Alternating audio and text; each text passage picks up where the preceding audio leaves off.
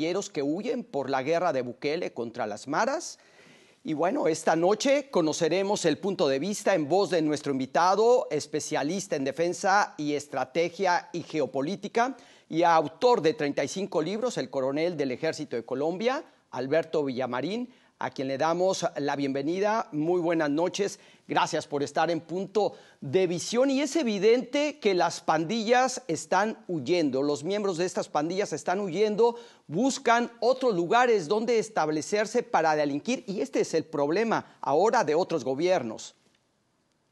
Buenas noches, René. Muchas gracias por la invitación. Sí, claro, pero es que ese éxodo ya existía. O sea, ellos están utilizando canales, contactos, rutas y amistades o enlaces que tenían particularmente en México, en el estado de Chiapas, en la misma Ciudad de México y más al norte, en la frontera ya con Estados Unidos.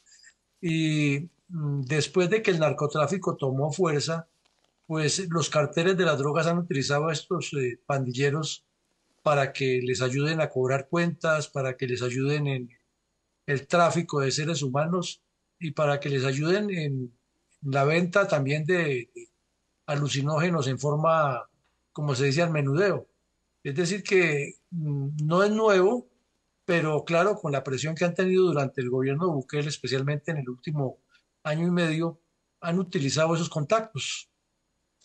Y hablemos de estas consecuencias, porque por un lado al gobierno de El Salvador le ha funcionado lo que ha hecho, la mano dura, cero tolerancia contra las pandillas, contra las maras, pero esto se ha ido hacia otros lugares, se ha ido a Guatemala, se ha ido a Honduras, se ha ido a México, incluso ya aquí en Estados Unidos, donde hay cuenta de que se han establecido quizá en grupos pequeños, pero ya en diversos estados a lo largo de todo el país. Los Ángeles es uno de ellos. Es decir, las consecuencias y el problema se volcó hacia otros lugares, hacia otros territorios. Claro, René, porque es que cuando hay una acción contra un grupo delictivo y ya tiene una historia larga, y sobre todo en El Salvador las dos grandes maras, ¿no? La Salvatrucha y la M3, la Barrio 18, que tienen tanta fama en el país por los crímenes que cometen, pues al sentirse presionados abren hacia otros escenarios.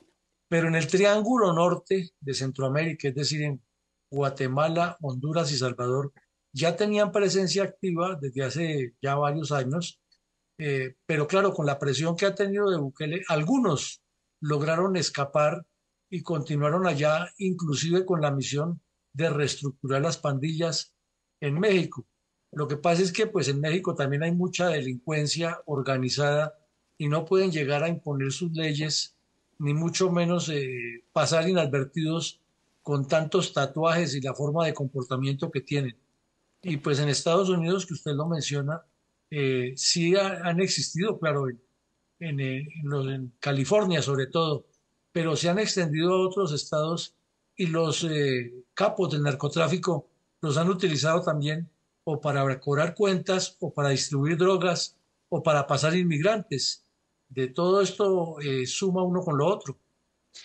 Tenemos muy poco tiempo, pero me gustaría no despedir esta entrevista sin preguntarle, ¿deberían otros gobiernos, cualquiera, México, Centroamérica, incluso Estados Unidos, ejercer la mano dura, cero tolerancia, como lo ha hecho el presidente Bukele contra las pandillas y contra el crimen organizado en general? ¿Qué piensa usted? René, mire, es que más que la mano dura, lo que se requiere es coordinación de estados. Todos los fenómenos que hay en este momento de seguridad nacional, la afectación a la seguridad nacional de los países del mundo por el terrorismo, por el narcotráfico, por la delincuencia organizada, por el lavado de activos, etcétera, exigen que los estados hagan un consorcio, que se trabaje en conjunto.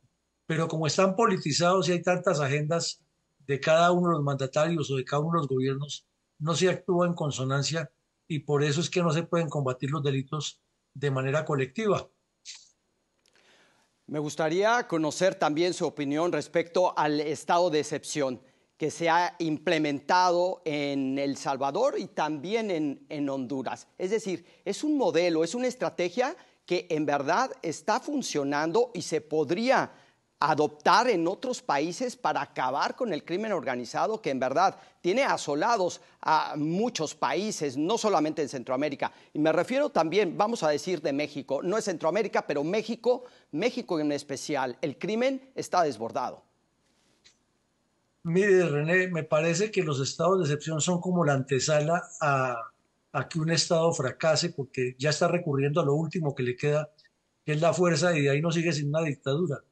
Nos parece que la solución es fortalecer la institucionalidad, es incrementar el trabajo del gobierno con las comunidades y sobre todo combatir la corrupción, que es el cáncer que más afecta esa relación o ese contrato social.